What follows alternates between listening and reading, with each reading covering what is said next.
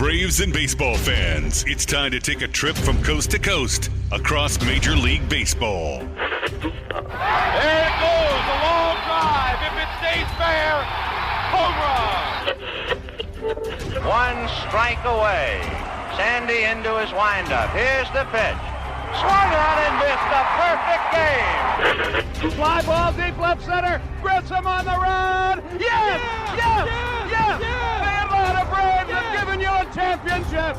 Listen to this crowd. Left side, Swanson to first. Braves, world champions. Braves and baseball talk, straight from the diamond. Brought to you by Mark Spain Real Estate. Get a guaranteed offer on your home today. And Window Nation. Call the pros at Window Nation at 866-90Nation. Here's Grant McAuley. Hello and welcome to From the Diamond with Grant McAuley here on Sports Radio 92.9 The Game. We are live from the Kia Studios. We are closing out the weekend, and more importantly, we are counting down to the MLB trade deadline as the Braves are once again red hot, but they got a shopping list, and they need to check some boxes before the deadline comes on Monday evening at 6 p.m., which, by some very simple math, as this runs right now, got about 25 hours, just less than 25 hours for Alex Anthopoulos and his front office to identify the pieces, get him in the cart, and press buy now. I don't know if they're going to have express shipping or free shipping or any of those kinds of things, but they need to get this shopping done. They need to get those pieces, those reinforcements heading towards Atlanta for the stretch drive. As I mentioned, the Braves continue to play a really good brand of baseball again. That's encouraging.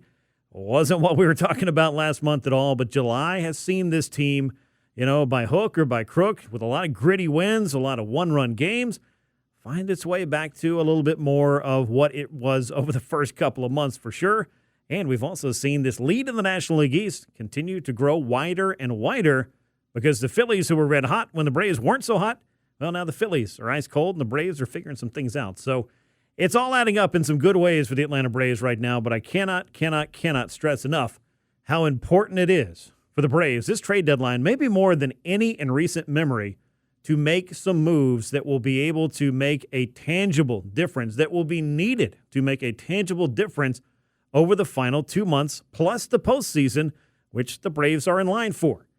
Now, I'm not one of those people that sits here in late July or early August and starts making postseason plans and telling you how it needs to be and this guy and that guy and the next guy or your rotation. And some of that stuff kind of figures itself out organically, but you got Chris Sale.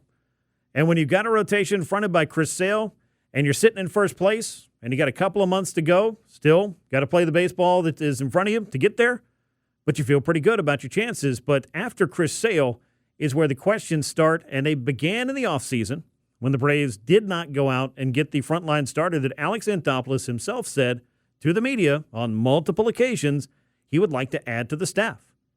That starter did not materialize. That deal for the starter did not materialize. So the Braves went into spring training, and I think we've all heard this story before, and if you've listened to the show for any amount of time, which, by the way, you can find From the Diamond wherever you get your podcasts, also on the Odyssey app, and right here on Sundays on Sports Radio 92.9 The Game. You can find me for 2 hours of Braves and baseball talk, and you can follow me on socials at Grant McAuley. If you just want baseball talk just about any time it hits my brain, it might possibly, perhaps, get out there on social media. But be that as it may, when it was said in the offseason that the Braves needed to get that starter, that frontline starter, that starter that you could trust with postseason innings, when it didn't happen, and then you got into spring training, and the story felt very similar to the way that it's felt the last few years for the Braves, and that is pitching injuries. You got into the spring and didn't get very far before Spencer Schwellenbach and Hurston Waldrop were dealing with elbow surgery. You didn't get out of spring training without losing Spencer Strider. They have since lost him again, and he may not pitch again this year. That's a significant blow. Strider, Schwellenbach, Waldrop, those were guys that I feel like in some way, shape, or form, you were counting on some big things out of all three of those guys. The timing of that may have been in question, but even beyond those guys and beyond Chris Sale, the need was very much, most definitely there. And we have not been able to, I guess, see the right deals come into place for Alex Anthopoulos that have made sense to pull the trigger on. And I'll take him at his word for it, in terms of trying to find those right deals and not trying to force a deal and not trying to gut your farm system and all of those things. We may not enjoy hearing that, and I don't necessarily enjoy having to explain it either, because it's not the most fun message that, hey, something may have not made sense from a price standpoint. But as a GM, you're also in charge of the sustainability of your franchise. But I would say this, and this is more the fan point, and this is where I think, rubber meets the road here in 2026. When you've got a chance to win, you got a chance to win in the postseason, you got a chance to win a World Series, and you've got a roster and a core that you believe in, that you've invested in, you owe it to yourself, the organization, the players, and the fans to go out and find those pieces, and that is where the Braves find themselves at this trade deadline. I can understand in 2023, when they had the greatest offense we've ever seen in the history of Braves baseball and one of the best in Major League Baseball history, well, if you didn't add a ton there, I got it. But then by the time you got to the postseason and you got a sick Max Fried and you've got Spencer Strider dealing with another issue, at least in 2022 that was the case, and then Fried wasn't good to go in 23, and then you got Charlie Morton hurt, not available to you, and all of a sudden your best laid plans for your pitching just went completely down the tubes. And so having options, having guys who are available to you, and even in 2024, Chris Sale in his first year wasn't available to the Braves in their wild card appearance in San Diego. So who's starting a postseason game? Well, A.J. Smith-Shawver is. Now, A.J. Smith-Shawver just came back from Tommy John surgery. I don't view him as an answer to what the Braves are trying to do with their rotation for the next, if all goes well, 3 months. Because I think he's going to be on a limited innings basis. But the Braves have got to figure some things out. And it's not waiting on this guy or the other guy to come back and pitch for you either here now in August or in September. They're going to have to figure out these innings beyond Chris Sale. What do they need? Well, it would have been nice to go out and get the biggest and shiniest and nicest car that was available on the lot, and that was Tarik Skubal. Well, it's not so much breaking news anymore. It was inevitability, it felt like, that Tarik Skubal was going to get traded, and he was going to end up with the Los Angeles Dodgers, and that is exactly what happened. And surprisingly, and I'm going to talk to Scott Braun of Foul Territory a little bit later on in the show about this, but the prospect package and the timing of this both kind of confound me. Detroit had 2 more days to field offers. And this was the group of prospects that they accepted from the Dodgers. None of their top 5 prospects. A pitching prospect who's 28 years old, that is really stretching out the term prospect, by the way. That's like when you got the quarterback who's on his 6th or 7th or 8th or whatever it is year of eligibility you can get now in NCAA football. Doesn't make any sense. But, there's promise there. And he's a pro, and all that other stuff is kind of eyewash. But it's baffling to me. And I'm not suggesting that was the only move the Braves needed to make and that they needed to, again, gut the farm system for a 2-year rental for a guy who most assuredly is going to head into whatever free agency looks like between here and the very much expected work stoppage for Major League Baseball on December the 1st. I mean, that's the reality that's waiting for all of us, but I'm just trying to put it off to the side here because we do have quite a few months of baseball left before we have to hear the owners and the players wrestle and grapple and try to find their way to a solution to keep baseball going, because it's in everybody's best interest, by the way, that they figure that thing out without a prolonged and protracted work stoppage. That's another story for another time. The trade deadline, though, is the story right now. The story for the Atlanta Braves is, and I've laid this out for a number of weeks, and I'm going to put it out here now at the start of the show, and we're going to talk about it more as we go along. They need 2 starting pitchers. You have to get one. They need 2 starting pitchers. Yes, you have Chris Sale. That is a thing of beauty, and you want that to be in place, and you want that to be the guy that drives you right on through a postseason run. Bryce Elder has turned a corner this month, has looked very good. I think he has a place in a 5-man rotation. You'll certainly take his contributions down the stretch. And how about Martin Perez? Waking up from a nap yesterday, finding out he's going to pitch an hour before the game, carrying a no-hitter into the 7th inning. That's the kind of fun win, the stuff that legends, air quotes, are made of. But Martin Perez has really kind of saved the Braves' behinds a number of different times this year, and that was not really a heralded signing in the offseason. So different things are required from different players, different contributions at different times in the season to make this whole 162 happen. We're seeing a lot of roster churn. We're seeing it in the bullpen, especially because the Braves' starting rotation hasn't been able to cover the innings, and that's put a big-time tax on the bullpen in the way of how many innings they're having to cover every night. It's 4 innings. It's 5 innings. That's got to get corrected. So when I say they need 2 starting pitchers, I believe they need 2 guys who have proven themselves as dependable, consistent starting pitchers. Guys who can give you competitive and quality innings. And that you can look at and say, all right, this guy's out there. I expect him to get into 6, maybe 7 innings. The complete game is dead. All right? I'll stipulate that. I'll deal with it in my own way. But the Braves need some innings out of the starting rotation. And if you go back, track this thing back to June when the things kind of started to wobble for the Braves. What happened? What was one of the first things that happened? Well, they stopped scoring runs, yes, but they also stopped getting starting pitchers to go 6 innings. You had one guy go 7 innings between, I think it was the last week of May and the first homestand of the second half. And it was Chris Sale both times. To go nearly 2 months between getting 7 inning starts from a starting pitcher, that just lets you know how much the bullpen has had to shoulder that load. And if you want to have those guys gassed up and ready to go in October, then you can't have everybody rolling into September looking at appearance number 85 of the year. Your high leverage guys. That's just not tenable. None of this has been tenable from the pitching standpoint. So, yeah, Tarik Skubal's off the board. The Dodgers got him. The price was what it was. A lot of people around the industry are kind of looking at it and questioning this. Is this the best the Tigers could do? And I guess only they'll know. Maybe there'll be some reports of this prospect or that prospect or what package was available and offered from other teams. Maybe their ask was just so astronomically high that some teams were just scared away and never really got to the point where they called them up and said, okay, well, this is our best offer, take it or leave it. I don't know. I don't get to make these deals. I don't get to sit in that room. I would love to, though. But Tarik Skubal being off the board doesn't change the fact that I think there's still a dozen starting pitchers that could get traded in the next day. Doesn't mean they all will, but we're seeing them go. We saw Luis Castillo traded to the White Sox. We've seen Freddie Peralta go from the Mets to the Rays. At least that's been reported today. You got that thing going on. A couple deals, a couple more starters, and not a lot was spent. Now, the Braves have made a trade, and it did address one of the needs that was on my list. If you follow me on social media, at Grant McAuley on most platforms, including formerly known as Twitter, currently known as X. But I put down the list of things the Braves need. 2 starting pitchers, a right-hand hitting corner outfielder type, and a relief pitcher. Doesn't have to be a closer. Doesn't even have to be the world's best setup man. Just somebody else who can help them out and give them more depth in the bullpen. And look, spoiler alert, every contender's out there looking for more pitching, looking for more relievers. They're looking for more starters. It's just taken a while for this whole market to materialize because of this expanded playoff format that we went to about 3 years ago. It just has teams waiting until seemingly the 11th hour before they've decided, okay, we may be just a few games back of the wild card, but we got to climb over 6 teams to get there, so we are going to go ahead and sell.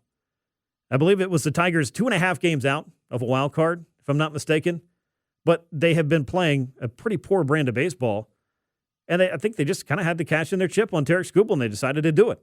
And the Dodgers were the beneficiary of that. Casey Mize is another starting pitcher I'd look at and think he may not be the only answer for the Braves or the answer in terms of the guy that you expect to start those playoff games, but he might be. But he could certainly help you over the next couple of months. It would stand to reason. What's that price going to be? Because if the rental price for Tarik Skubal was what it was from the Dodgers for 3 top prospects that were not necessarily even the cream of the crop of their system, maybe the price for rental starting pitchers isn't really going to be that outlandish. In which case, it would be nice to see the Braves jump in there and be able to figure out a couple of these, a couple of dependable starting pitchers. That is what I believe that they need. That is my marching orders here at the top of the show. We're going to talk all about that. We're going to talk all about the trade deadline, and obviously, we've got a lot to talk about with how the Braves are playing here lately. A 4-game sweep of the Washington Nationals and closing out a string of 17 games in 17 days to start the second half. And Atlanta continues to just fly high atop the National League East in playing just, 17 games. The Braves have added at least half a dozen games to their lead, which have been whittled all the way down to just 2 games by the Phillies at the All-Star break. And everybody was feeling, I think, some kind of way at that point.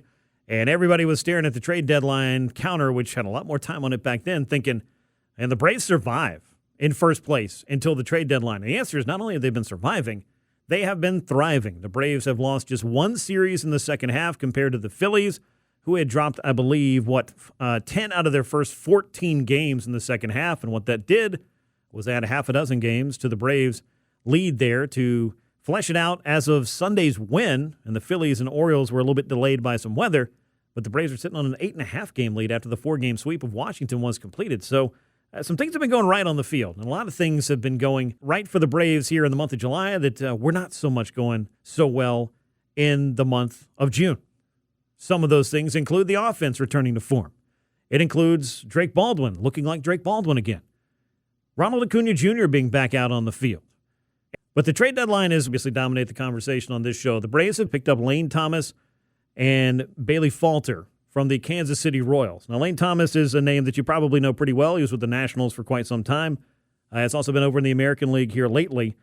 But this is a guy that I think does exactly what the Braves needed an outfield pickup to do, and that is hit left-hand pitchers, extremely well. How well? An 800 OPS against lefties. That's something the Braves just don't have enough of, is that right-handed thumb. Now, Rainier's going to be part of that solution, obviously. Ozzie Albies batting right-handed is part of that solution. And then you got Lane Thomas, who can form, I think, a pretty good platoon with Mike Yastrzemski, and the Braves could add a little bit of thump there. Mauricio Dubon is a right-handed hitter who's obviously come up with some big hits for the Braves this year. What does his role look like now that you've got this extra outfielder that you feel like you can really deploy against lefties? Is Dubon going to maybe slide in and get some playing time at shortstop?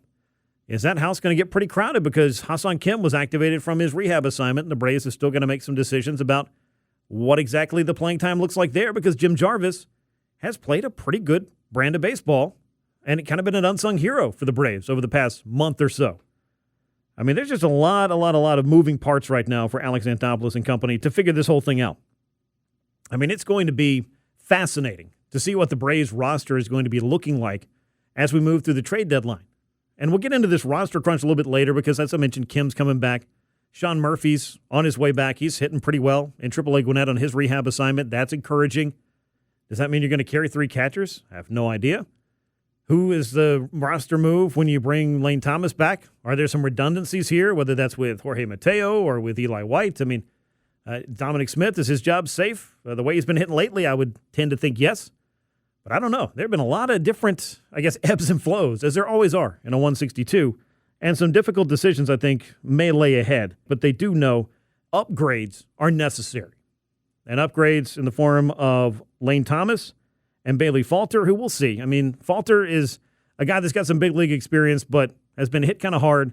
And it's just going to add some organizational depth for right now. I don't know that he'll ever really factor in, but, you might as well start stashing some pieces too, because that trade deadline pretty much cuts you off from being able to get players who just aren't outright released by other teams. So why not go ahead and do it? Minor league pitchers Lucas Braun and Carter Holton were the return for the Royals. I believe Braun was the number 8 prospect in the Braves system, and a guy that was not of the ilk of the Cam Caminettis or the Briggs McKenzies of the world, or even A.J. Smith-Shawver or J.R. Ritchie or Owen Murphy. I mean, the Braves have some pretty nice young pitchers that could be the centerpiece of a deal, which is why I kind of thought maybe at some point this would be something that would interest the Tigers, especially if they wanted to try to contend.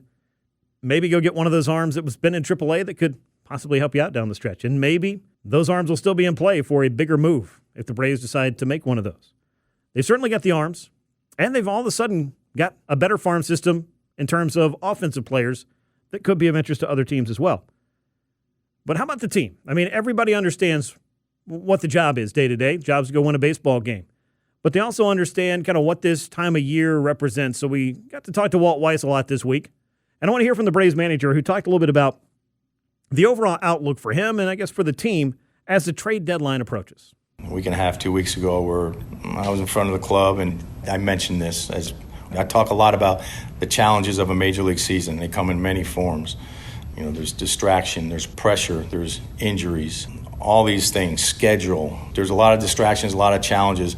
Trade deadline is an obvious one because guys start thinking about where they fit and where will they fit after the deadline. And so a lot of thoughts running through their heads. But I think players in this sport become really good at compartmentalizing things because we play virtually every day for 7 or 8 months.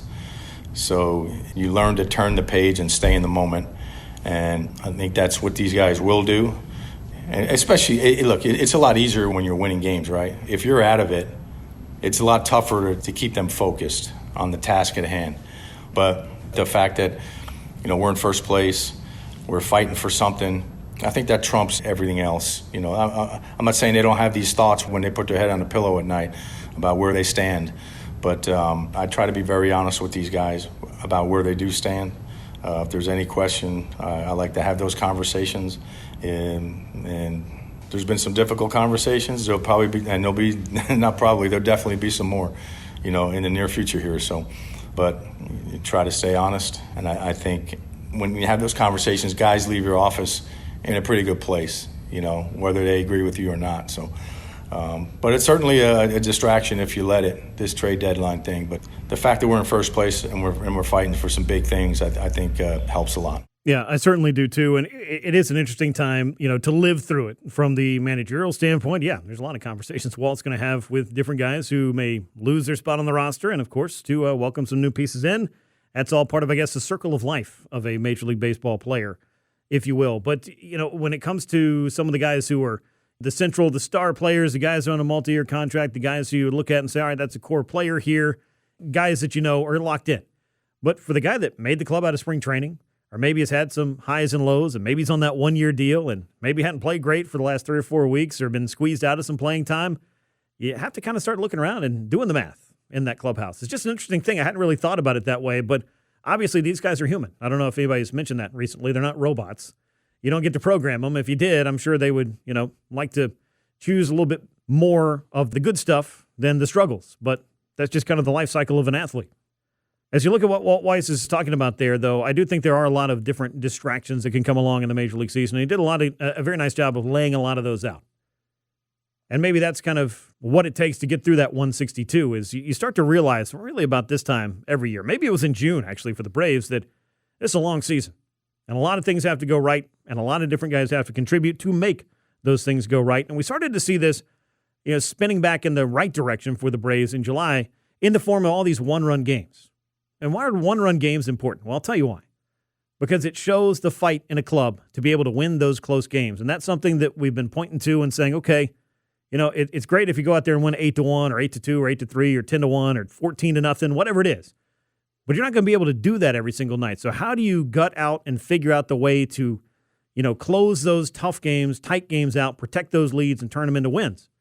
And the Braves have been showing, especially here in the second half, that, hey, one-run games are kind of a specialty for them this year. It certainly wasn't last year. They played 56 one-run games last year, won just 21 of them.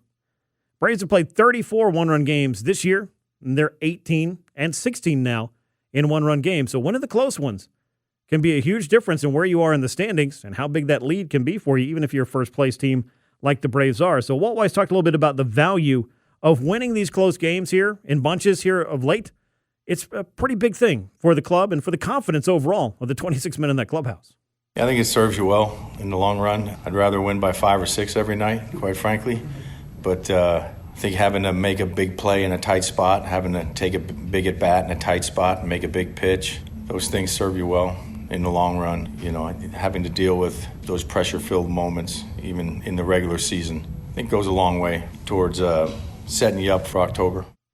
It definitely does. And the Braves are still in that shopping mode right now leading up to the trade deadline to figure out maybe who some of the contributors for October are going to be, especially on the pitching staff side. But we did get some news, unfortunate news on Saturday regarding Reynaldo Lopez, who was scratched from his start on Saturday with left knee inflammation. And it looks like this is an IL stint that's incoming. That's what Walt Weiss said after last night's game. And all this does is just deepen the need for Atlanta to find some veteran starters out there at the trade deadline. This issue, again, it cannot be solved internally, and I think the Braves know this by now. They will look at their options and exhaust them because that's who's in-house right now.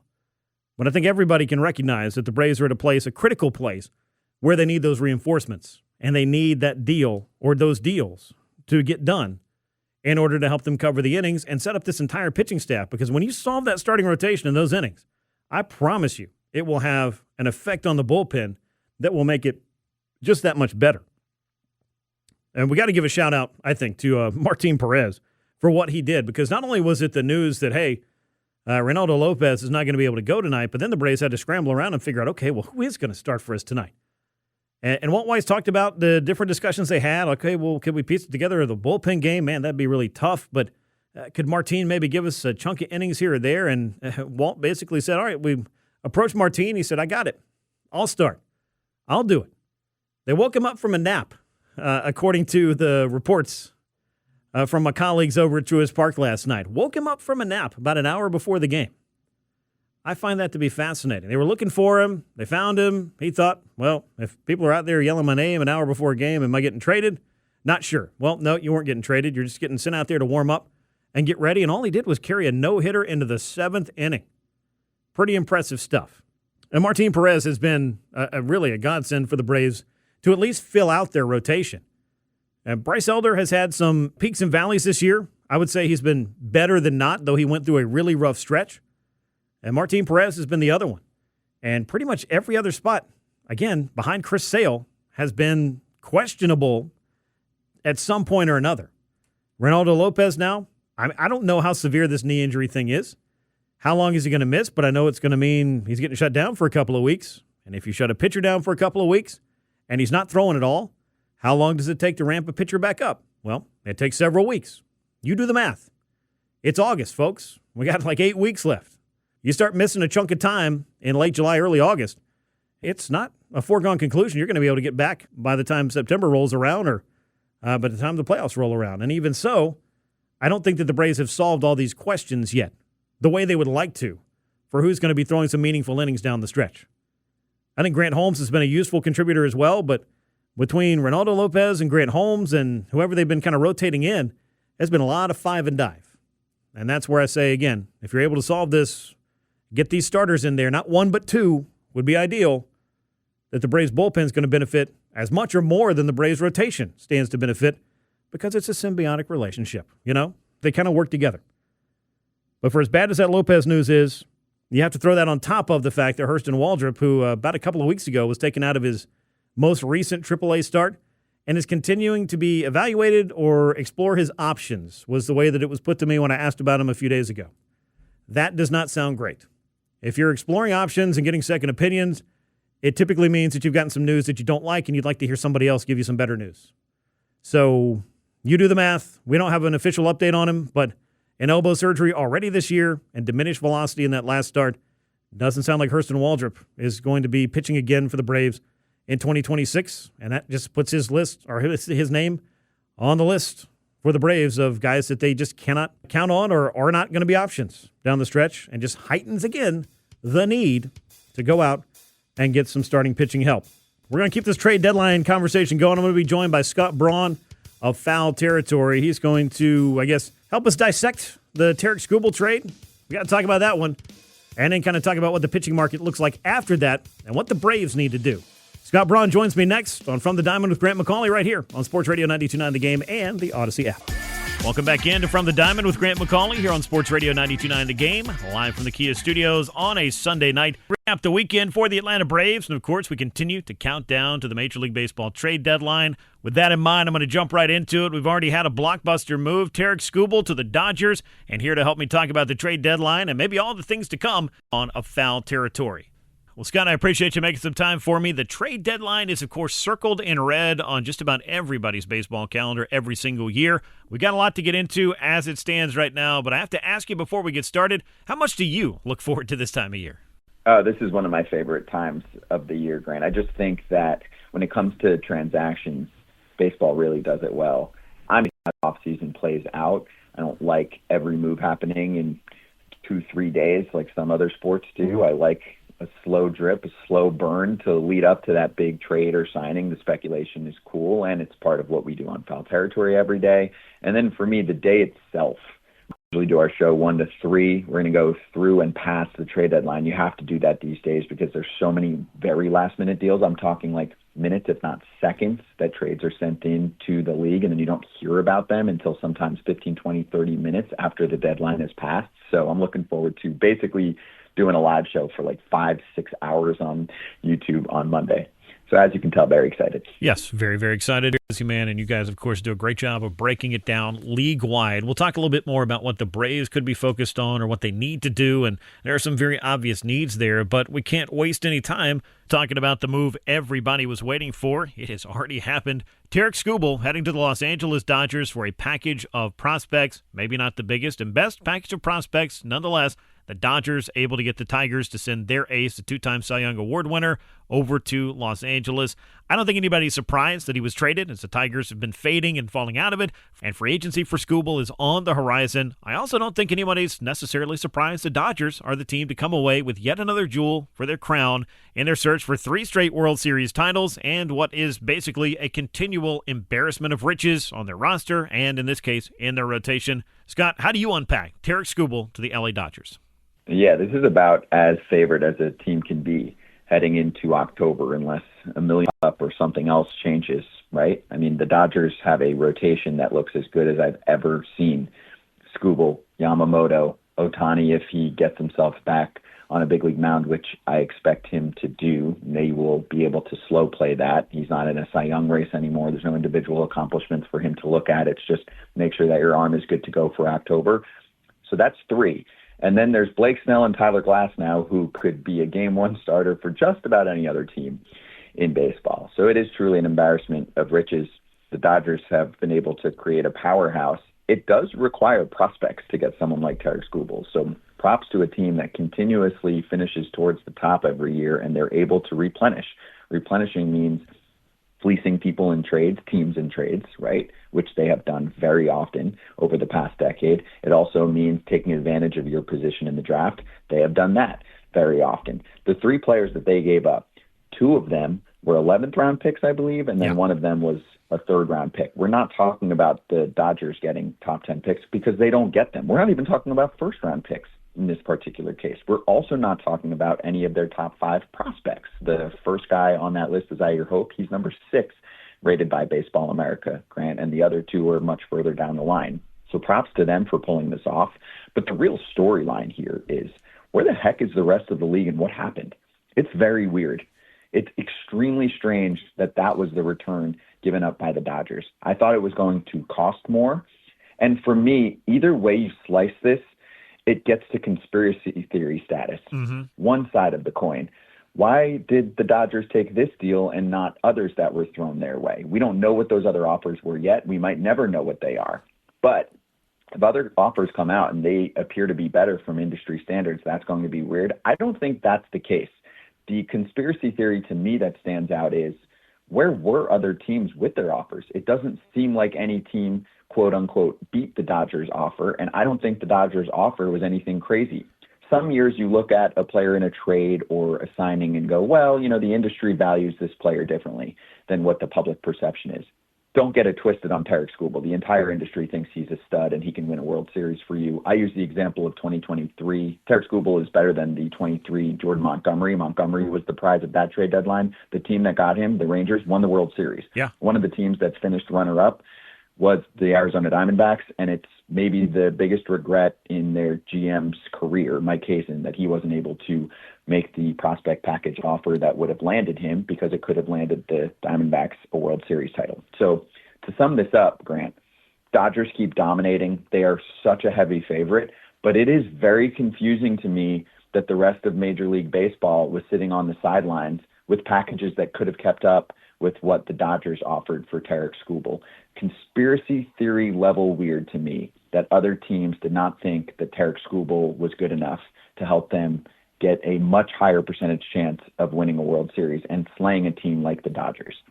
Chatting with Scott Braun of Foul Territory here on From the Diamond with Grant McAuley on Sports Radio 92.9 The Game. And wow, you really brought up a lot of interesting points here. I think we could spend our entire conversation talking about Skubal. So I guess my follow-up immediately, I'm a little bit surprised that it was about 48 hours to go before the trade deadline when Skubal was dealt. So it's not like the Tigers didn't have time to look at some other offers. So I'm also kind of curious, where were the other teams in terms of their desire to get him and pursue him with packages that could have been better than the Dodgers? Because you brought up the prospect rankings, and I was going to ask about that. I do also understand that we are talking about a rental here. We're talking about 2 months. But then the Dodgers are probably the one team, and this was reported, last week, that Skubal would be very interested in being a Los Angeles Dodger when he gets to free agency. We don't know what free agency is going to look like by the time we get through whatever this offseason and the collective bargaining agreement is going to be. But you've kind of got a chance right now, maybe a sweet spot where there is some uncertainty about 2027 in the future. Do you not think that that would maybe motivate some teams to look at this as their window to say, okay, if we're going to do something crazy and going to do something to kind of put us over the top, maybe this is our window to do it? Because there are plenty of teams out there, not named the Dodgers, that definitely have a chance to contend for a World Series.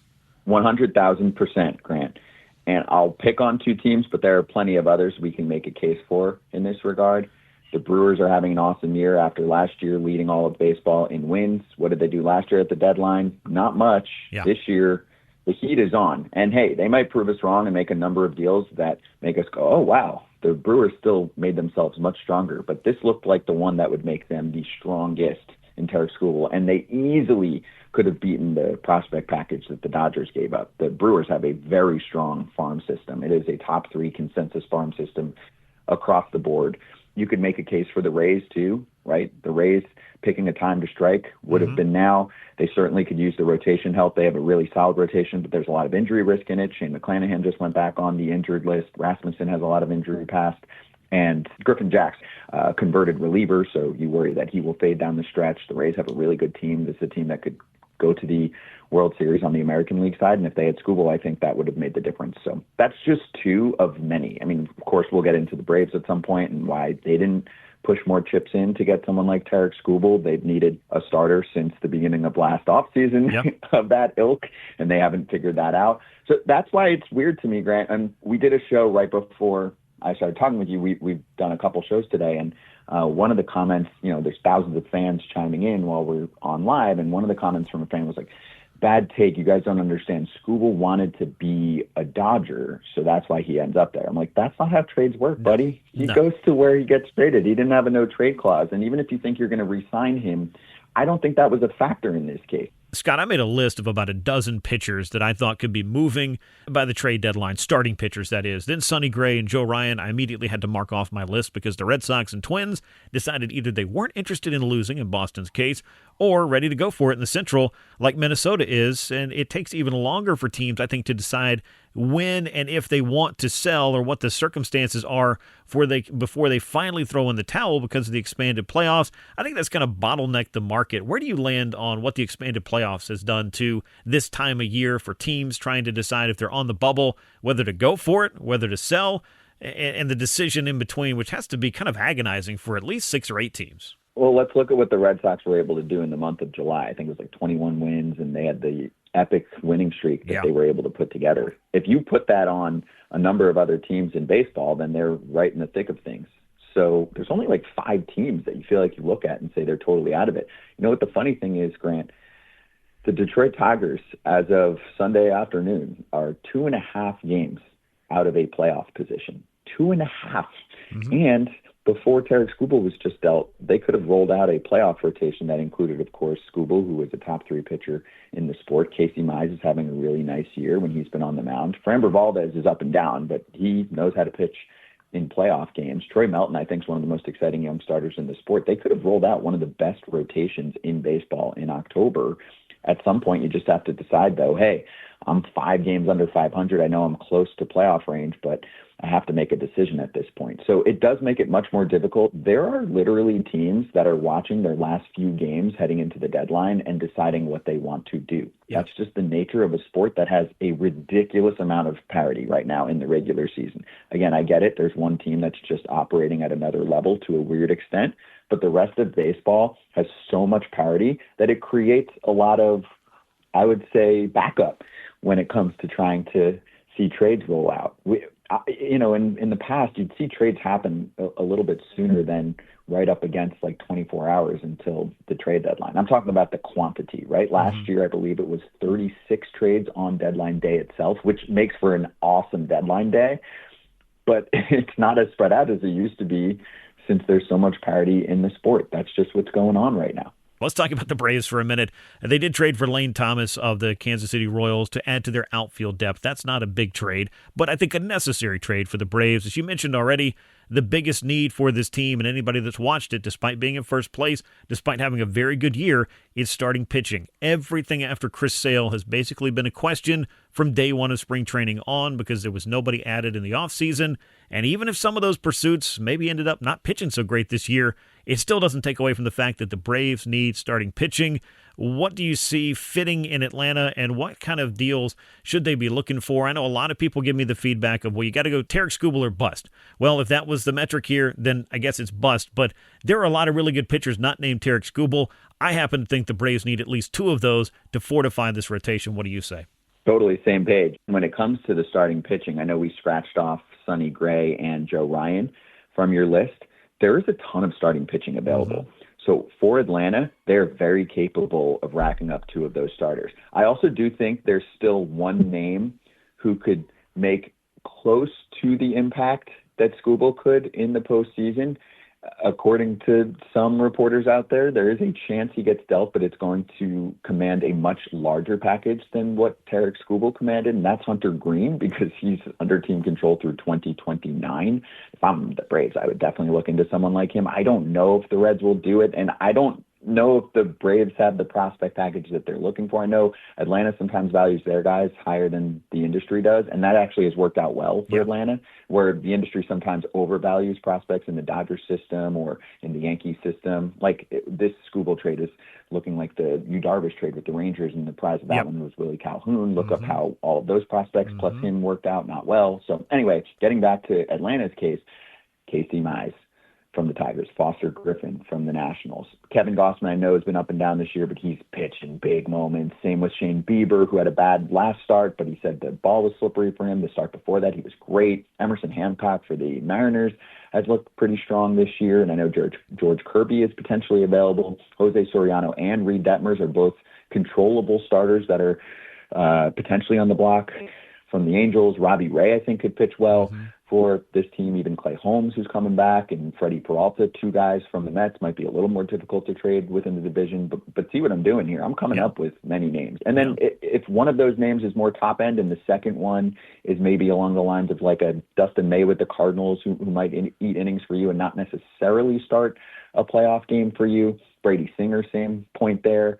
My point is, I came up with double-digit names so far. Are all of them going to be dealt? No, because some of these guys are controllable starters. But we're going to see a number of starting pitchers move across the deadline. And if you're a Braves fan, you're frustrated that this hasn't happened already, especially in the offseason. But there is still a time to make up for this. And I have no doubt that Alex Anthopoulos is going to pick up a starter for this team, and hopefully two. So which one? I have no idea who they're valuing over another, but there are a lot of names that I just listed that can pitch playoff games, start playoff games in October for Atlanta. So if you're a Braves fan, don't be like, it was all or nothing for Skubal. You should still be excited about some of the others that you can get over the next 24 hours. Yeah, there's still a lot of opportunity here and a good amount of time, about 24 hours to go before the deadline, as we're sitting here on a Sunday evening doing this show for some intriguing things to happen in Atlanta and across all of Major League Baseball. Well, Scott, I appreciate your time as always. Let the folks know where they can find Foul Territory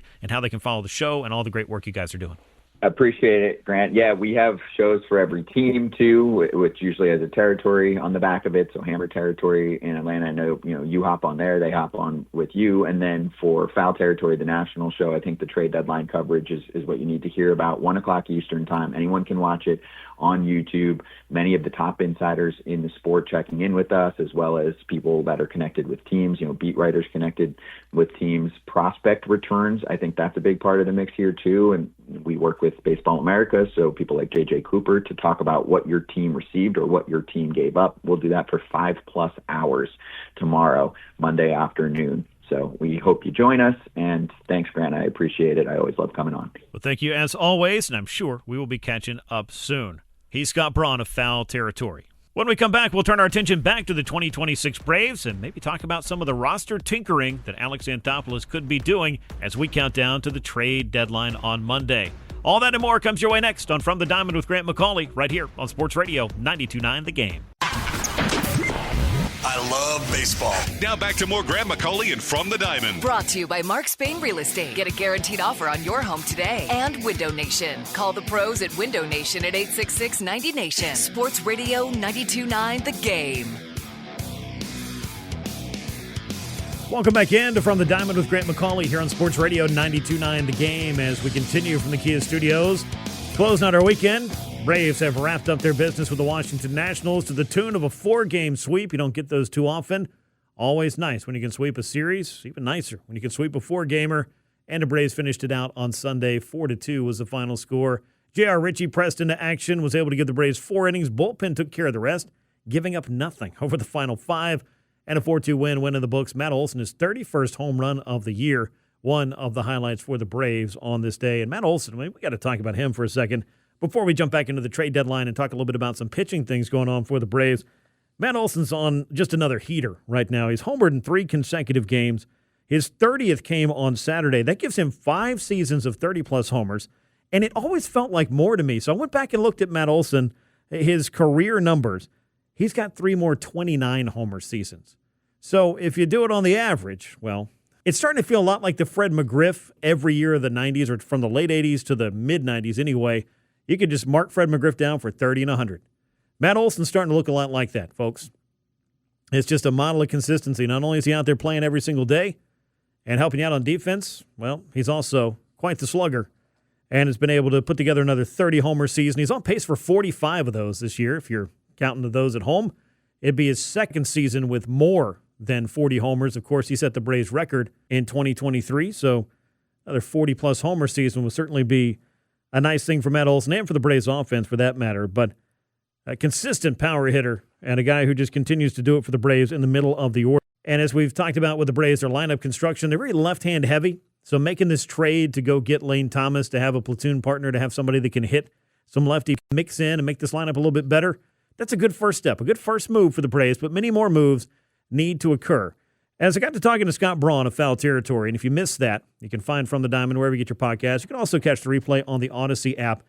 And he was rattling off all these names. And I wrote this piece we talked about last week on the show for Battery Power of, I think it was 10 or 11 starting pitchers that I expected that could move by the deadline. And as I was joking with Scott, I immediately had to mark Sonny Gray and Joe Ryan off because all of a sudden the Twins and the Red Sox, not in that order, just looked like they were going to be contenders. And so that's going to take a couple of really nice names that felt like maybe in early June could be available by the deadline off the board. And that's a controllable starter in Joe Ryan that I really, really think a lot of clubs would have liked to pay for. If you saw what Tarik Skubal got traded for, which, again, not a king's ransom, what about these controllable starters? What are they going to get? The younger controllable starters, but probably not on the board. So I decided to go ahead and break this down by division and see how many trade candidates I really believe could move, and they won't all. I mean, this will be a lot of trades. They won't all move, but how many candidates are there out there that you could be looking for? I went by division. In the AL East, I circled Trevor Rogers. Talked about him last week.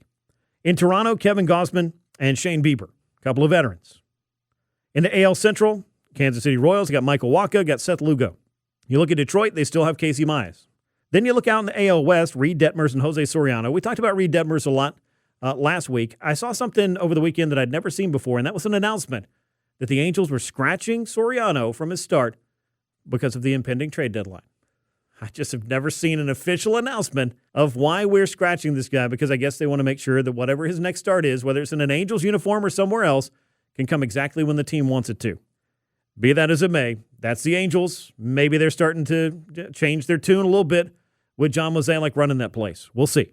In Seattle, George Kirby. What a rumor that was over the weekend that the Mariners might be interested in seeing what's out there for him.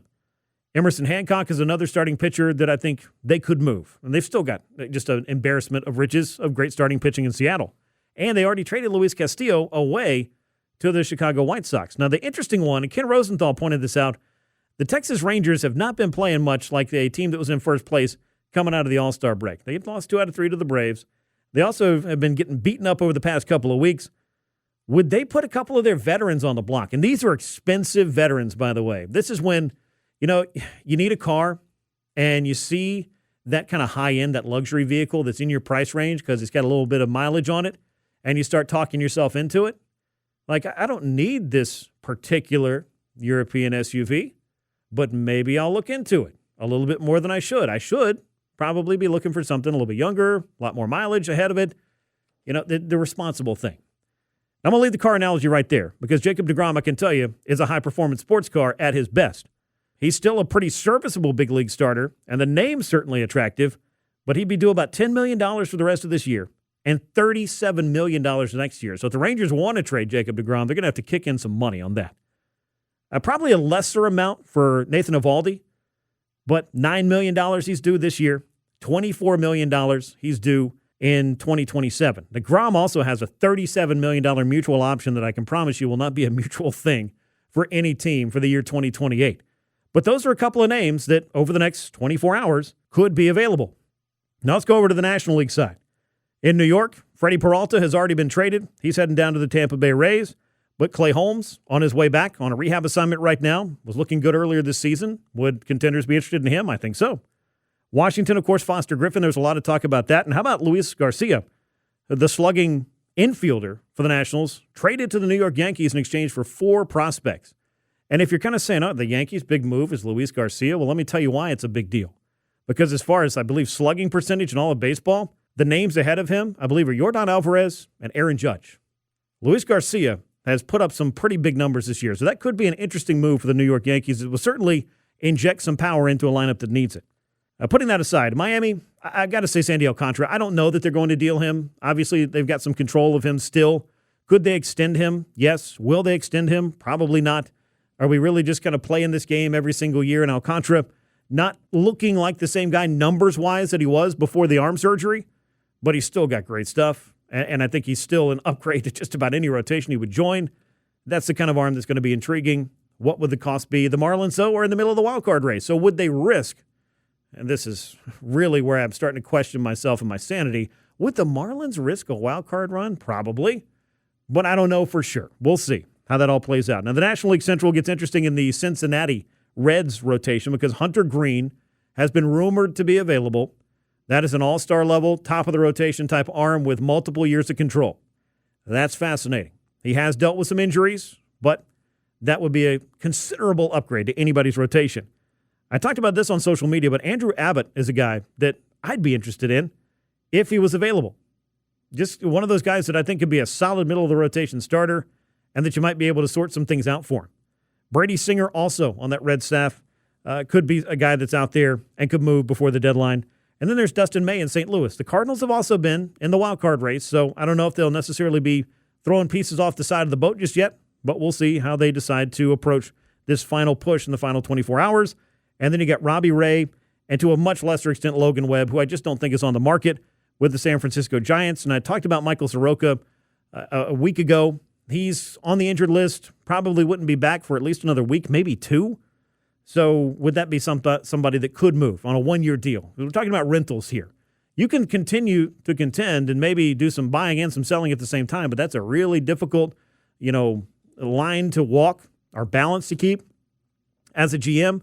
And the other thing about all of this, though, and we talked about this really for the last 3 or so weeks, is some of these teams that are going to be out there buying that may not necessarily really have the best odds for the postseason, they're just taking pieces off the board, which makes it difficult for GMs like Alex Anthopoulos, for example, for a first-place club out there trying to get those reinforcements. It's all part of the calculus of what's going on leading up to the trade deadline.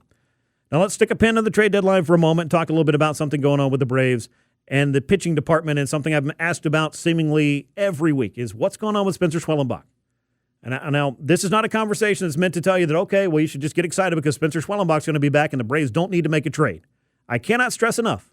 Spencer Schwellenbach's return is icing on the cake for the 2026 Braves.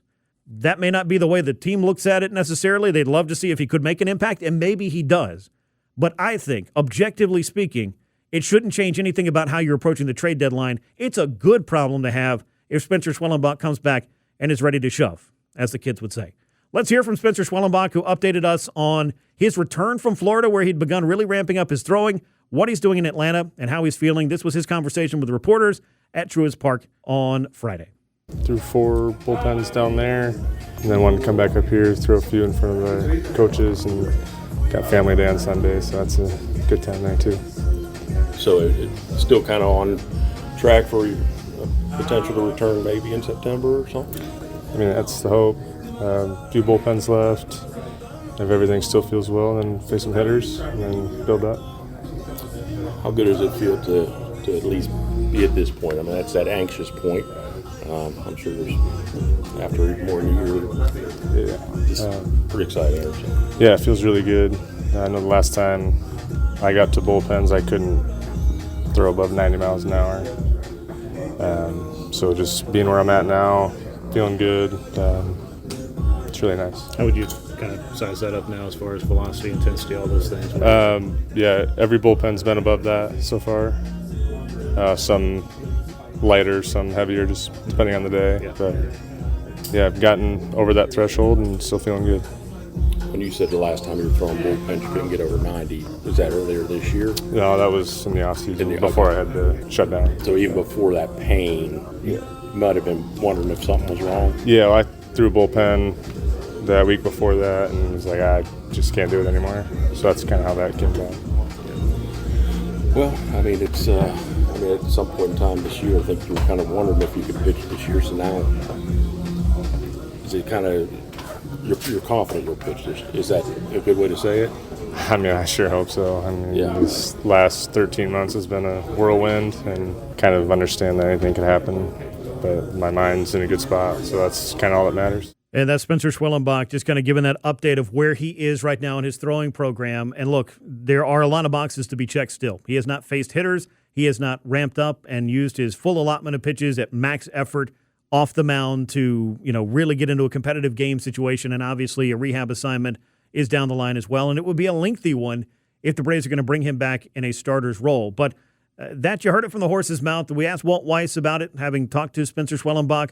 How does the club view what they're seeing right now? Even if he can't come in and make the biggest impact in 2026, you'd love to get him back in this rotational mix in the future. Yeah, I watched his bullpen. Look good, man. Ball's coming out good. Some good reports on Schwelly here lately. Good report from a doctor. He's adding to his workload, adding, to the bullpens right now. Next step would be to face live hitters, I think, after three more bullpens. But he's moving in the right direction. Feels good, looks good. Moving in the right direction's what you want to hear, I think, right now. But we're still talking about, I think, a 6-week progression to get through the necessary bullpens, facing live hitters, and, of course, the rehab assignment. So if you were to put, I think, a conservative timetable, which the Braves haven't, but I am for the purposes of entertainment on this radio show, you're probably looking at mid-September if everything goes according to plan. So I say that to say this. Spencer Schwellenbach's return would be a great thing for the Braves. It would be a great problem to have more starters than you know what to do with. But in order to make that happen, they need to go out and get at least one, if not two, starting pitchers before the trade deadline on Monday. That remains my stance, my view, and I think the opinion of most people that have watched this team and have seen how much they need the innings. You got to go out from the outside of the organization, solve that problem. And if Spencer Schwellenbach is able to, as the saying goes, walk through that door in September, you will welcome him back with open arms, and you will figure all that out on the other side of things. But that's kind of what's going on right now with Spencer Schwellenbach. And, of course, with the Braves and the trade deadline, time is ticking away. Less than 24 hours to do their shopping, to get their items in their cart, to make their way to the front of the store, to get checked out, and to get the Braves ready for what they hope is going to be a profitable stretch drive and a very good run through October. This is the time to make your team better, and Alex Anthopoulos and his crew are on the clock right now. When we come back, we're going to jump in our Wayback Machine. We're going to revisit one of the best trade deadline deals in Braves history, or really, I guess, one of the greatest trades in Braves history. John Smoltz for Doyle Alexander. You'll hear from the Braves Hall of Famer next, right here on From the Diamond with Grant McAuley on Sports Radio 92.9 The Game and the Odyssey app. Your place for all things MLB and our Braves. This is From the Diamond. Brought to you by Mark Spain Real Estate. Get a guaranteed offer on your home today. And Window Nation. Call the pros at Window Nation at 866-90Nation. Sports Radio 92.9 The Game. Welcome back in to From the Diamond with Grant McAuley. Right here on Sports Radio 92.9 The Game, live from the Kia Studios on a Sunday. We're talking about the Atlanta Braves' big weekend, their 4-game sweep over the Washington Nationals, leading up to, yep, you guessed it, the most popular two words on this show and Major League Baseball chatter across the country right now. It's trade deadline. The countdown is on. The Braves have pulled one trade. They got Lane Thomas from the Kansas City Royals, a useful outfield piece, but can they address their pitching problems and pitching needs, I guess I should say, maybe the better word for it? Time will tell, and time is ticking down. Now, speaking of time, it's a funny thing. It passes a lot faster than you realize, because if you told me it's been 39 years since John Smoltz was traded to the Atlanta Braves, it would tell me a couple of things. Number one, I'm getting older, and maybe I should just stop counting at this point. Number two, it just kind of lets you know that these kind of trades don't come around too often, and when you pull one of them off, that's why it oftentimes can become legendary, if you will. And a legendary career followed a trade on August the 12th, 1987, between the Atlanta Braves and the Detroit Tigers. The Tigers were looking to make it to the postseason, get to the ALCS, try to make another World Series run. Remember, they just won in 1984. The Braves, meanwhile, were in the midst of a consistent rebuild throughout the 90s, especially the middle to late 80s, that would ultimately lead them to good things in the 1990s. The general manager of the Atlanta Braves in August of 1987, none other than Bobby Cox. Took a break from his managerial career to kind of start to put together the pieces behind the scenes, help rebuild the farm system, and get the Braves on the right track for what he would manage throughout the course of the 1990s. So getting John Smoltz, a relative unknown prospect for veteran Doyle Alexander, was a trade that maybe a bunch of folks looked at and thought, okay, it's the rental for the Tigers. Let's see what he does for him. Well, Alexander proceeded to go 9-0 with a 1.53 ERA and 11 starts down the stretch and get the Tigers into the American League Championship Series, where he would get knocked around a couple times and they would lose to the eventual world champion Minnesota Twins. Alexander would pitch a couple more years in Detroit, as a matter of fact. None better than that 1987 stretch drive. For John Smoltz, 20 years old, sitting in A-ball with a 5.68 ERA in 21 starts, a 4-10 record. These don't sound like John Smoltz stats, do they? 130 innings pitched, 81 walks, 86 strikeouts. You might be wondering, what in the world did the Braves see there? Well, scouts are down there doing their work. And some scouts definitely got their money's worth when they suggested John Smoltz is our guy. And we'll send Doyle Alexander over there in a 1-for-1 swap. Now, John Smoltz really figured some things out at AAA Richmond in 1988, debuted with the Braves later that summer, and of course went on to a Hall of Fame career, becoming the first pitcher in Major League Baseball history with 200 wins, 150 saves, also with 3,000 strikeouts, a Cy Young Award, and part of the 1995 World Series champion team. A lot of great things happened for John Smoltz in Atlanta. But I had a chance to catch up with him a while back to ask him about that trade and his feelings around that trade as a young minor league player, just trying to figure things out on the road to the big leagues, and ultimately what it meant to change paths from the Detroit Tigers, a team he grew up rooting for, to play for a team that maybe he'd never even heard of in the Atlanta Braves. Here's my conversation with John Smoltz from a while back about the trade that changed his career and the trajectory of the Atlanta Braves throughout the 1990s. Your trade to the Atlanta Braves is one that's been talked about an awful lot, and clearly it's one that puts you on a path to a Hall of Fame career. So I know as you talked about it, just the surprise of getting the call that you were traded, but that phone call was one that certainly changed your life. Have you ever allowed yourself to think, I've just always wondered this, what if that hadn't happened? What if you had remained a Detroit Tiger? What that road might have looked like? Yeah, I have, and there's times where I'm just I'm different in the way that I think, and I think back, I'm like, I would have made it, but I don't know that I would have made it the way I did. Meaning, it would have taken longer to make it with the Tigers. I'm one that gets after it and learns from a mistake. No doubt, the path was much easier to get to the big leagues with the Atlanta Braves. So that trade was so important in my career that I don't think twice about if it hadn't happened, would I have never made it? I don't believe that to be the case. Right. I don't way. But I do know that looking back, what an incredible moment it was for me. And I know this too. Glavine always reminds me, hey, that trade didn't just tighten you up. Mm-hmm. It tightened him up. He got the call to the big leagues. Yeah. Because it opened up a spot, and then the rest was history. So the one thing I can tell you that when people talk about us three being Hall of Famers, that we were always meant to be, that is a joke, because we were never on a path to the Hall of Fame. We created a path. Mm-hmm. The organization gave us an opportunity, and our era did, but we lost a ton of games early. It was not a pretty picture. It was not like we were meant to be. Mm-hmm. We just flourished in an era that allowed us to both have, all three of us, learn how to be great, and then, of course, those two pursued it at the highest level, and I kind of came along and filled in the gap. Now, a man who had a very big influence on your career, managed you for the majority of that, of course, is Bobby Cox. He was the general manager at the time who made that trade. I was curious, when did you have that first conversation with Bobby Cox and being welcomed into the Braves organization? What was that like? Yeah, it was kind of surreal because I was devastated from the trade. I had needed some time to kind of get over not being wanted, but then realizing I was wanted by somebody else. And I took a long drive to Richmond, Virginia, because that's where I needed to go once the trade happened. Briefly talked with Bobby Cox and knew that he had, was the reason on me making the trade. What's became unbelievable is that once he became the manager, you can imagine what that was like to see a player that you traded for and then to manage him and believe in him. And kind of, I never really looked at it this way, but I was kind of like the teeter-totter piece for his success or not. Not meaning that he wasn't going to be successful, but he would have been the guy that made the trade. And luckily for me, he was my manager, and he stuck by me, and he gave me every opportunity to be great, and I would not be the pitcher I am or the man I am without Bobby Cox as the manager. A young Tom Glavine, a young John Smoltz, when you guys crossed paths and then, of course, came to the big leagues, took some lumps,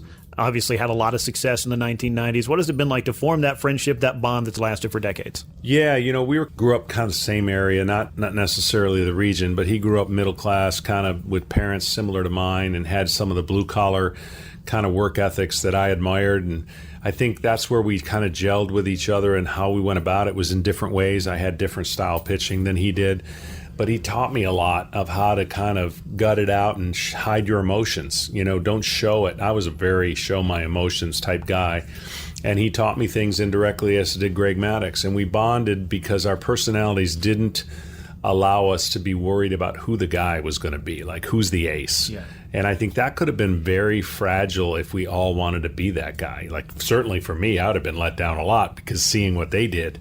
But we played a ton of golf together. I was kind of a fish out of water when I got here. They had already established a young pitching prospects in the minor leagues, and I was the guy that was traded for, that was supposed to hopefully be what I ended up being, and they just let me in. They basically took me in right away, and I was grateful for that. And things worked out for John Smoltz in an Atlanta Braves uniform, but it all started on August the 12th, 1987, when he was traded at 20 years of age over to the Atlanta Braves organization as a prospect from the Tigers, and Doyle Alexander heading back to Detroit to help them at least get into the playoffs in 1987, although their story did not end the way you wanted to. But you talk about a rental, that a trade that really worked out for both sides, at least in the early going. It was Doyle Alexander with the immediate success for the Tigers. But the long game, the Braves kind of won that when they got 20-something years out of John Smoltz in a Hall of Fame career. And by the way, I saw this because I love to go to baseballreference.com and look at the transactions for players and just kind of see, okay, where did this guy go? Because Doyle Alexander, I think he pitched for 7, 8, maybe 9 teams. He was with the Braves a couple of different times. And I went back and looked his early days. He was actually traded for Frank Robinson in 1971. So he was traded for 2 Hall of Famers. Frank Robinson, when he was a young rookie, and then when he was an older veteran changing addresses, he got traded for another Hall of Famer in John Smoltz. So kind of a small world there. Now, I had this chance to do back probably 5 or 6 years ago a list of the best trades in Braves franchise history, and my buddy Mark Lemke, longtime second baseman for the Braves, was nice enough to kind of join me to give me his thoughts on a lot of these trades. So I was rapid-firing all these different deals, but he was obviously a longtime teammate of John Smoltz, so I had a chance to kind of see, what the young John Smoltz coming over kind of meant, and obviously what he turned into, and really in the context of the winning that the Braves started to do in 1991, the first half of that season was arguably a time where people were starting to wonder, hey, what's wrong with John Smoltz? He was 2-11 in the first half with an ERA well over 5. Bobby Cox stuck with him, and he figured it out in the second half, went 12-2, was pitching in postseason games and October Classics by the fall of 1991, but it was fun to kind of pick the brain of a longtime teammate and a World Series teammate, for that matter, in 1991, in Mark Lemke, who was nice enough to join the show a while back to give his reflections on John Smoltz's trade to the Atlanta Braves organization in 1987. When you think about where the Braves were in 1987, you were living it in the minor leagues, and there was a whole new crop of Braves that were coming through at that time, and Atlanta was not winning at the big league level, and they didn't need a veteran pitcher down the stretch like Doyle Alexander. The Tigers did. And the Tigers ended up winning their division and going to the playoffs and facing the Minnesota Twins. But the right-hander that came the other way for Doyle Alexander that year, a gentleman named John Smoltz, who was not really a well-known prospect in all of baseball circles, and you actually did not play with him, at least I couldn't find, in the minor leagues. Of course, you played with him around, I guess, in spring training, but you guys didn't become teammates until the big league level. But can you give me your earliest memories or impressions of a young John Smoltz and what exactly it was the Braves had on their hands by the time he got to the big leagues? Well, first of all, Grant, that trade versus the rest of them benefited the Braves. Yeah. This one benefited the Braves and the Tigers. I don't know what Alexander's record was in Detroit, but see, this is the one where in baseball terms you say, boy, that was a win-win for both trades. Even the Tigers, although, no one would know this is a future Hall of Famer you're trading away, would look at that as a win-win situation, and we just got unlucky. We sent a guy that, we knew was a great pitcher, but we needed help at the time. So when you get John Smoltz, you're watching the stuff, and, it's taken him a little time to figure some things out. But let me tell you something. You could see the stuff and how strong he was and athletic. And as I got to know John Smoltz, there isn't a whole lot of things, athletic or skill-wise, that he is unable to do. Yeah, John Smoltz, the ultimate competitor as well, and that's a competitive fire that I think was, in addition to his supreme talent on the mound, the arsenal that he had as a young pitcher were things that drove him to the success in the Hall of Fame career that he had as well. But you bring up an interesting point because a lot of winning trades has to do with, well, we were able to trade this piece, and the guys we got just simply outplayed them, and whoever went to the other team, they just weren't very good or didn't stay for very long. Well, Doyle Alexander, as you mentioned, was a big part of the Tigers winning their division. He went 9-0 with an ERA well under 2 and was around for another couple of years in Detroit, though not as memorable as the 1987 pennant run. John Smoltz, though, by the time all was said and done, he was just a central character to the Braves' success, especially in 91 when he was arguably the Braves' worst pitcher for the first half of the year and turned into the Braves' best big game pitcher by the time he got to Game 7 of the World Series. That's how fast the success seemed to swing back in the corner of John Smoltz, who worked very hard on the field and off to get himself back on track that year. A lot of credit to Leo Mazzoni installing that confidence in John Smoltz and Bobby Cox for keeping him in the rotation. He had every opportunity to maybe take him out of the rotation with an arm like that. You could always say, well, you can help us in the bullpen. They kept John in the rotation. I think that was a huge thing confidence-wise that John needed to turn things around. If you look 1 year after that trade, ask anybody in Detroit, and I bet they say, geez, that didn't cost us much for a guy going 9-0. Yeah. But they didn't realize the motivation, the guy that they traded away who grew up, his childhood team, the Detroit Tigers, huge fan of the Tigers, dreamed of pitching in Tiger Stadium. They had no idea what kind of motivation that might put in a guy like John Smoltz. Yeah, I think that it did. I mean, your hometown team drafted you, signed you. That's a great thing. They also traded you away. But I think that the roads that led him to Atlanta, or the road that led him there, the trade in particular that led him there, was kind of working out the way that it was supposed to be, serendipity or whatever you want to call it. Because for John Smoltz, his time in Atlanta was certainly memorable. 200 wins, 150 saves, 3,000 strikeouts, a trip to Cooperstown as well. And talking about John Smoltz, you always get caught up in his masterful performances in the playoffs, especially in 91, where you just think about the duel with Jack Morris and him growing up with Jack Morris. I think his pitching idol, at least one of them. It's pretty amazing the way that baseball kind of comes full circle like that, and those paths continue to cross year after year after year. But John Smoltz wrote himself a pretty good story as an Atlanta Brave, and while it couldn't be his hometown team, I think he'd be pretty happy with the way it all turned out. I totally agree, and that game meant a lot to John, pitching against his childhood idol, and he matched him pitch for pitch. I mean, you tip your hat to Jack Morris. What a game he pitched, and we're saying, boy, if we can just score one run for John, I don't think they're going to touch him. He was that good that night up in Minnesota. Yeah, he definitely was, and I got to tell you, it's been 35 years of tipping our cap to Jack Morris. I'm sick of doing it. But that was an instant classic World Series in 1991. John Smoltz, a huge, huge, huge part of that, and a huge part of Braves history, and the greatest trade, I think, in franchise history would have to go to John Smoltz for Doyle Alexander 1987. So that was a trade in the past. We got to talk about some trades here in the present and in the future as the trade deadline is ticking down. We'll talk about that and what else is going on with the Atlanta Braves as they get set for another week of important games coming up. We'll do that right here on From the Diamond with Grant McAuley on Sports Radio 92.9 The Game and the Odyssey app.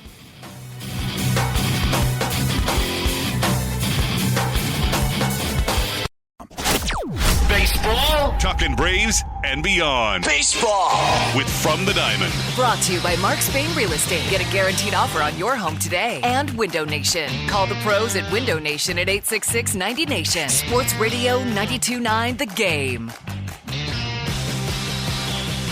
This is From the Diamond with Grant McAuley right here on Sports Radio 92.9 The Game. Welcome back in. The weekend has come to a close. The Braves, a 4-game sweep of the Washington Nationals was the result in their string of 17 games in 17 days to start the second half. Well, I'm here to tell you it turned out pretty well for Atlanta, adding 6 games to their lead in the National League East Division standings. That was something I don't think a lot of people were expecting because coming out of the break, really going into the break, all through the break, and then coming out, it just kind of felt like the Braves finally get back on track after a forgettable month of June. The answer to that question has been yes. It's involved a lot of one-run games. It's involved a lot of work by the bullpen to cover some innings they're not getting from the rotation, which has been our discussion about the trade deadline throughout the last few weeks, and maybe all season long, and certainly throughout the course of this show. But I did want to kind of circle in on the bullpen, and one of the other things that has definitely, I think, caused some consternation for Walt Weiss in trying to kind of figure out how you want to navigate the final few innings, and that is that Robert Suarez has not been available to this club since late June. Suarez, of course, signed a 3-year deal over the winter. If you can't add to your rotation, well, adding to your bullpen is always a great thing. Getting a guy that was the National League saves leader a year ago, that certainly checked a lot of boxes to making those final couple of innings, 3 innings, if you will. Throw Dylan Lee in there, and, of course, Raisel Iglesias is the back end of that bullpen, and exactly the kind of arms that you want to have back there. Unfortunately, Suarez has just not been able to really ramp things up in dealing with some elbow irritation. Now, he is throwing right now, but as far as getting on a mound, facing hitters, and doing all the things to get out on a rehab assignment, not a timetable set for him just yet. But we did get to ask Walt Weiss a little bit about not having Suarez available and kind of what the trickle-down effect is on the entire pitching staff when you don't have a guy with those kind of credentials available to you in the bullpen night after night. Yeah, I've always felt one of the most impactful things on a team is either adding a true back-end guy to the bullpen or taking one out. Both have a huge impact on the team. And so, we've dealt with that this year. We missed Iggy for a while. Not this long, but a few weeks. Suarez, obviously, for a while.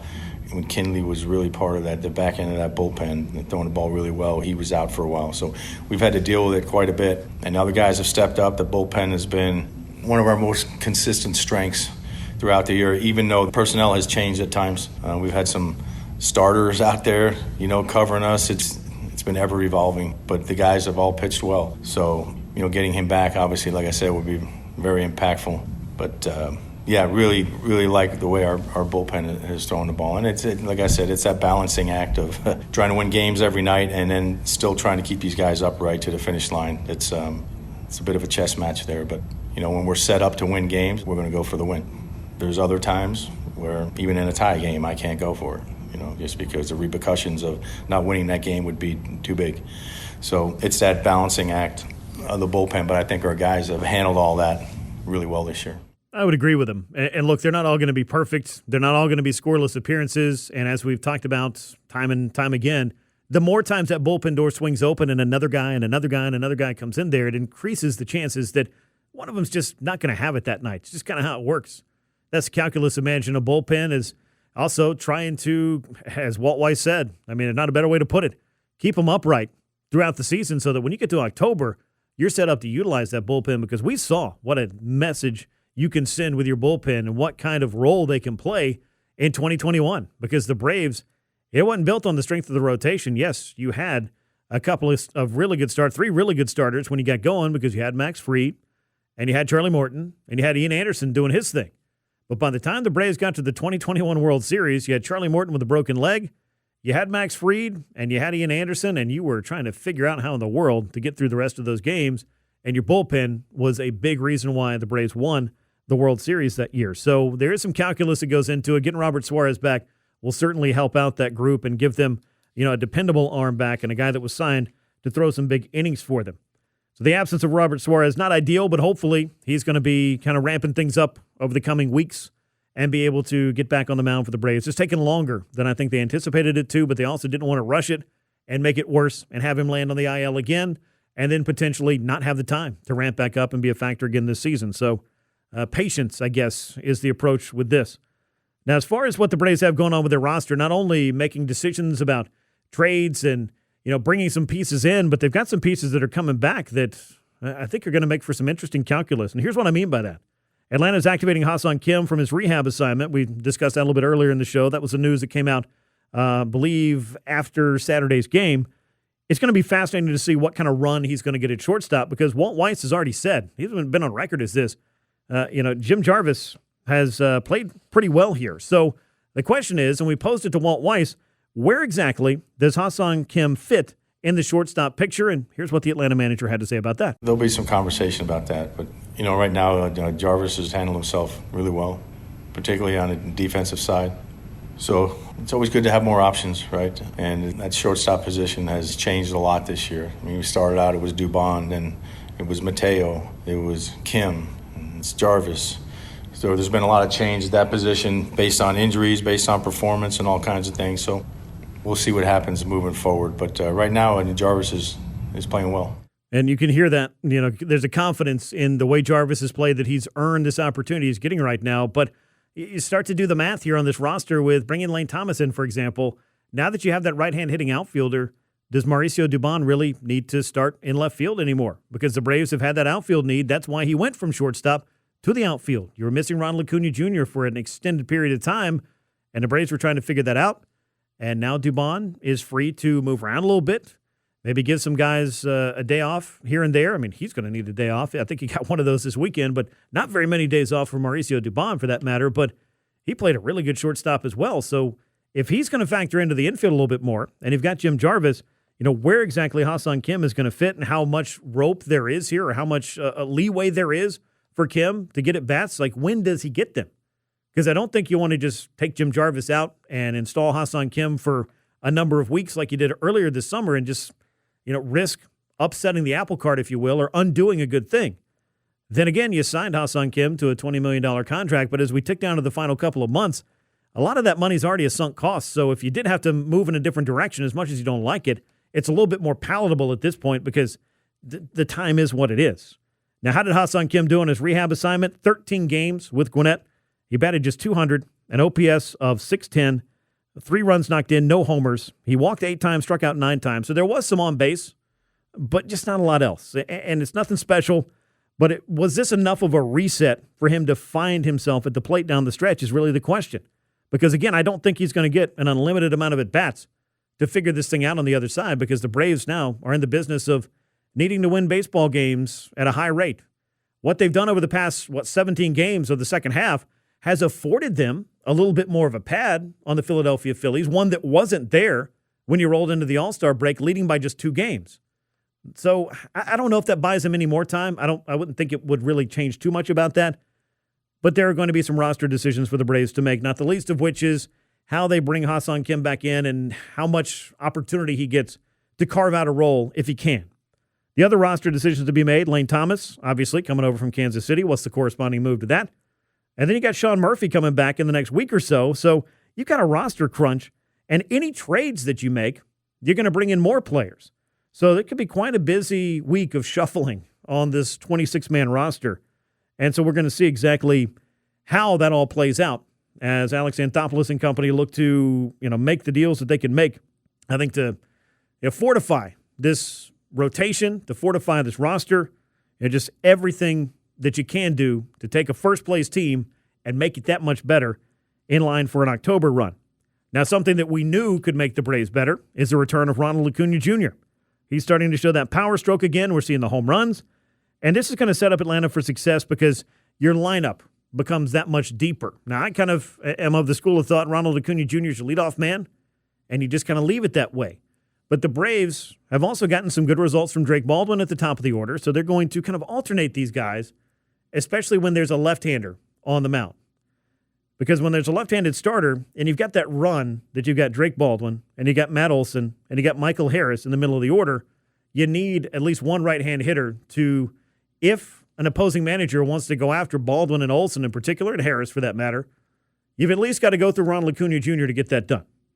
So Ozzie Albies can also help that out because his right-handed hitting has been one of the strong suits of his career, and he's been coming up with some pretty important hits. And, Sean Murphy, for what it's worth, who's been swinging the bat well at AAA, could get some opportunity as a right-handed bat to add at least a little bit of length toward the bottom of the lineup and not make it so left-hand heavy, and also approach left-handers and give them a little bit more difficulty overall, 1 through 9.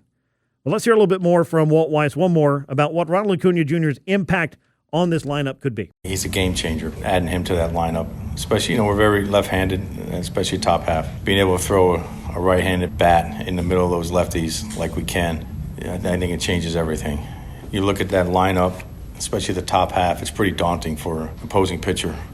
When Ronald's not hitting the ball in the seats, his presence, his ability to draw a walk, think there's a trickle-down effect that can lead to some damage from the other guys just because the pitcher has to really grind through him and a couple of other guys at top. Well, there you hear it. Ronald Acuña Jr. can play a role that's not just, hey, what your superstar does to set the tone at the top of the order, but also being able to help balance out that lineup. And as we've talked about with Matt Olson, he's swinging the bat extremely well. You've got Michael Harris having a career year. You've got some really great stuff going on with Drake Baldwin, obviously, in year 2. He's really kind of sorted things out after coming back from the IL, maybe a little bit quickly, and having a rough 3 or 4 weeks there. But Drake Baldwin swinging it well. If you get Ronald Acuña Jr. going, that's an even bigger level of success you can have in this lineup. And then, of course, I mean, the elephant in the room has been, all year long, can you get Austin Riley, off the blocks again? Can you get him going? He's had some moments in the second half, but there have also been some valleys. There have been peaks and valleys for him, but that's kind of been the story of the season. You get a few good games together in a cluster, in a group, and then all of a sudden there's a few bad games that follow that. It's just really been this roller coaster. And I know Chipper Jones was out there again doing some early work with Austin Riley over the weekend, and hopefully that'll help. But I don't think it's fair to necessarily look at Chipper Jones and expect him to be able to just fix everybody that walks in. I mean, this is a very challenging game, a lot of adjustments that you have to make, and only one person can go up to the plate and swing the bat for you, and that's yourself. So hopefully for Austin Riley, who continues to work hard, he is going to figure it out and be able to get himself not just on track this year, but get his career back on track. Because we're talking about this is year 3 of what has been kind of this steady downward trend, unfortunately. A lot of injury in 24 and 25, but 2026 was not the year of injury-related, downturn. This has just been a mental and physical grind for Austin Riley, and we saw him get a night off a couple of days ago as Walt Weiss was just trying to give him another just mental reset there. But he could be an incredibly important part of the Braves lineup, even if he's not hitting in that cleanup spot. If you could just get some decent performance from him, and the Braves have, I think, one of the better and more complete offenses, but I know that this has been a question that's gone from when to if for Austin Riley in ways that I don't think anybody envisioned a couple of years ago. But as far as what's coming up for the Braves, nothing bigger than the trade deadline. We talked about it all throughout the show. I think the Braves need to go out there. They need to get themselves 2 starting pitchers, have to get 1, need to get 2. Can you find another reliever that could help you out? And is there anything else on the offensive side that might help do exactly what I just talked about? Add a little bit of balance, add a little bit of power, add some more teeth to a lineup that's already pretty darn good. Trade deadline is Monday. That's 6 p.m. We'll be talking all about it here on Sports Radio 92.9 The Game throughout the week. And I will be, of course, joining all the shows to talk about what the Braves did or did not do at the trade deadline. And I'm hoping it's a little bit more the former than the latter. On Tuesday, the Miami Marlins will roll in for a 3-game series, and the Braves will hit the road, and they will see the New York Yankees next weekend at Yankee Stadium. That is what's coming up. I want to thank Scott Braun of Foul Territory for checking in to talk Tarik Skubal and the trade deadline. The rich get richer. Dodgers get the biggest pitcher who was on the block. What can the Braves and other contenders do? Gave you a list of about a dozen, if not 15 arms that could move in the next 24-ish hours. We'll see how many of them do. My thanks to John Smoltz and my buddy Mark Lemke for talking about a trade from 1987, the best in Braves franchise history. And my thanks to you for tuning in to From the Diamond as you do each and every week right here on Sports Radio 92.9 The Game. We're with you for 2 hours on Sunday. You can find From the Diamond wherever you get your podcasts. And, of course, you can follow me on social medias if you want to keep up with all the trade deadline chatter that's happening over the next day or so. My thanks to my producer, Dom, for another great show, and I will look forward to catching up with all of you this time next week right here on From the Diamond on Sports Radio 92.9 The Game. And until then, so long, everyone.